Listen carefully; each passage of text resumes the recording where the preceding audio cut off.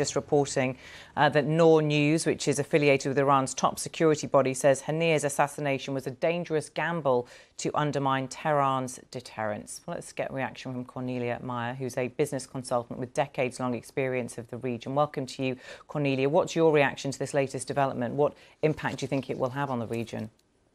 Well, thank you, Samantha. I think, first of all, we can assume that the negotiations between Hamas and Israel are, for the time being at least, dead. It is very significant to the effect that the attack happened in Tehran. And, you know, there are several people assassinated in Tehran, but never at this senior level. And he was a guest of the state because he attended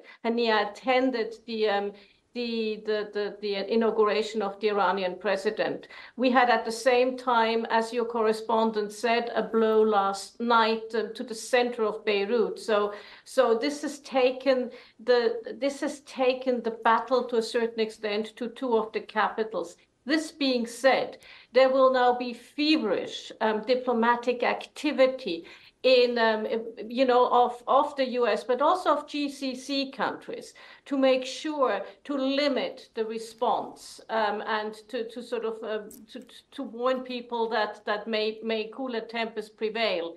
At this point, I don't think Israel has an interest at a further escalation, especially with Hezbollah in Beirut. And that's where I see the biggest danger.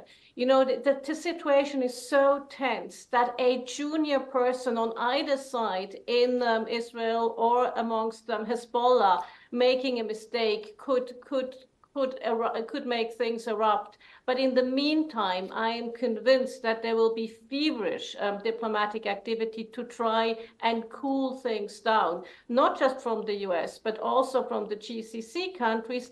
And they now have, Saudi Arabia, for instance, now has again a direct link into Tehran because diplomatic relations were restored last year.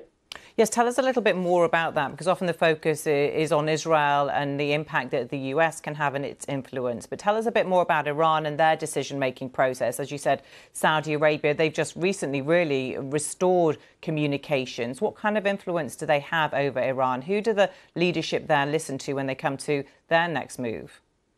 Well, I don't think they have real influence, but the lines of communication are open, and it's always good to talk. And I think, you know, you'll have other actors. You'll have China trying to help cool things down as well. You know, you have sort of the BRICS countries.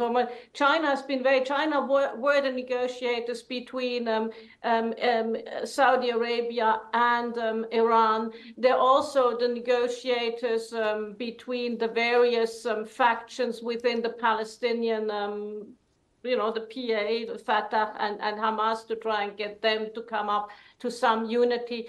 So we will see. I think that the world at large has no interest in this going wider. Israel is also very engaged now in Gaza. And, a further escalation, taking it to yet another, to another front line, to that extent would also be difficult. So I am pretty convinced that the phone lines are ringing hot and shadow diplomacy is going on. So in terms of any next moves, do you anticipate there won't be anything immediate from any country? This could play out over some time? It will play over some time, but, you know, they may feel they need to do something, but it will be surgical as well. And let us look, last time Iran a few months ago, sent several missiles towards Israel, but they warned everybody. They warned the overflying territory, so all of the missiles could basically be taken down. So they may feel the need to do something, but they may do it in a way that hinders an escalation, because, as I said, right now you will see the US, you will see GCC, you will also see China, the Europeans, but they don't matter that much anymore. But everybody will be feverishly trying to engage with all the parties to ensure it doesn't erupt further. And as I said, the big state actors will try to do their best, But all it takes is for a junior person to make a mistake, and then we are in trouble. Okay, Cornelia Meyer, thank you very much for your assessment and analysis.